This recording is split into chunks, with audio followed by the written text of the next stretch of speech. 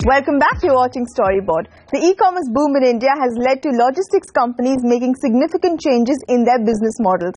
Apart from additional business, the largely B2B service providers now find themselves increasingly dealing with consumers and tackling issues faced by B2C companies. Storyboard's editor Anant Rangaswami spoke with DHL's APAC CEO Jerry Su to understand how the world's largest logistics company is coping with that change. Take a look.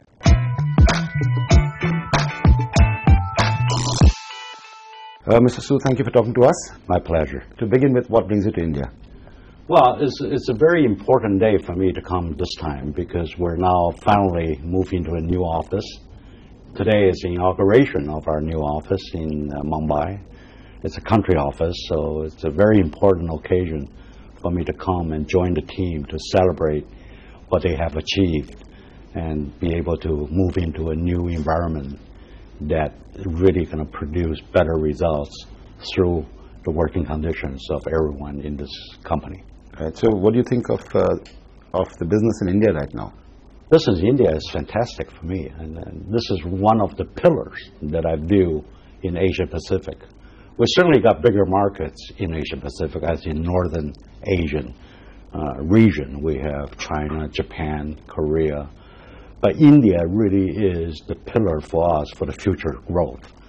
We see India grow much faster than some of the mature economies, and we see there's a lot of opportunity with the change of the political economic mix in the development of this country. I see nothing but opportunity. So I want to be here to join the team to celebrate together for how we're entering into a new era under new government and with our new office, new outlook.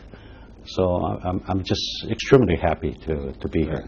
You know, while your business has boomed, when I say your business, the category has boomed in India in the last few years, thanks in large part to e-commerce and so on. It's also become a very price-sensitive market. Yes. So what role does your brand DHL play in fighting the price sensitivity? I'm glad you mentioned e-commerce. To us as a logistics player and supplier to the world, we see that still as a new phenomenon. There's still a lot of questions we have no answer. We don't know how to exactly manage customer expectations when they're really private citizens or private purchasers rather than the traditional business types that we used to deal with. We need to satisfy them as much as we used to satisfy the companies or the small business or the SMEs.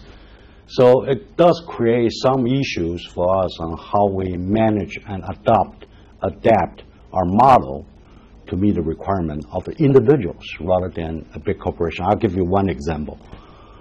In companies, when they operate during the working hours, our courier can go in, deliver the shipment, and there's always somebody there answering and receiving that good. In B2C market, you'll be dealing with a regular individual consumer. And sometimes they're not home when they order the goods arrive and we need to deliver them, but we can't find them. Their schedule is not like companies. So we do have challenges because those kind of missed shipments create more costs because we need to go back 2 times, 3 times just to make sure we deliver that piece of material or shipment to the customer. So it adds cost, right? The repetitive activities does add cost and create some service quality issue that people think they're not getting what they promised to get. And sometimes it's not just because of us. It's kind of reciprocal thing from the customer side of it. They need to be available. So we have recently developed many systems to overcome the problem.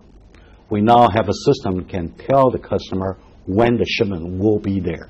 So they get some idea that stay at home, don't go away, so I can deliver it to you. And then there's a choice, a system that provides them with a choice where they can say, oh, I'm not home, but I can pick it up at certain spots or certain places that you're frequent visiting or delivering things.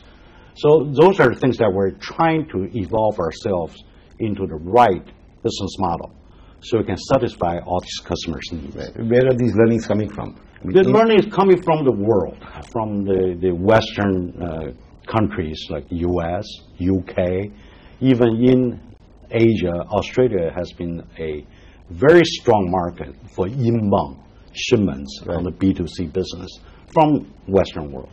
So we learned quite a bit of experience from them. But the most important thing is we want to be able to satisfy customer in the right manner. Right. It's a matter of communicating to them the model change and the kind of things that we require them to work with us rather than the traditional way of delivering it to companies and city centers. So in India, your focus for a long time has been on the SME sector, which again is booming. Yes. So are you seeing changes in their demands vis-a-vis price? Because suddenly India's got a lot of players in this. I'm super sensitive come to price. Right? Everybody talk about price, but I think I'm really more interested in value. What value can we provide to these SME customers?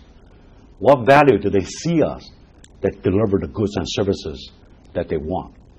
So it's not an issue of price for me, but it's an issue of letting them know we do have the speed, we are reliable, we are passionate in helping them. One of the key areas I think SME needs to really expand their presence, expand their business portfolio is going international. You can do a lot in India market, but ultimately some of them want to go more innovative, more aggressive to take on the world, to go into other markets. That's where the trade volume will be in the future.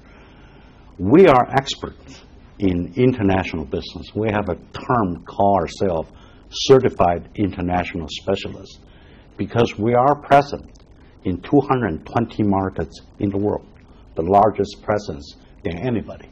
So we can tell the customers that we are in these markets that you want to trade with. But more importantly, in these markets, we've been there for a long time. A lot of markets we've been there for 30 years, 40 years.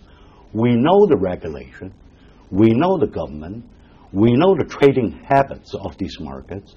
So when they deal with us, handing their shipment to us, they're assured that we'll get them through the customs. They're assured that we'll pass and clear with government regulations.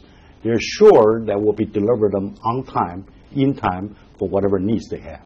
So it's a brand that's been around for 40 years. DHL is the strongest player in international arena. We're focusing very much on the growth of international trade. We're looking not for this year, not for 5 years. We're looking at 30 years from now, where this world going to change to, and what are the elements, the components in all this growth. And I see DHL play a very important role as a trade facilitator for all these small and medium enterprises. Right. They can count on us, and I think that's what we can promise. Thank you so much, Mr. Su. Thank you. Thank you. We're going to take a short break here. When we come back, Deeper Blue's India strategy.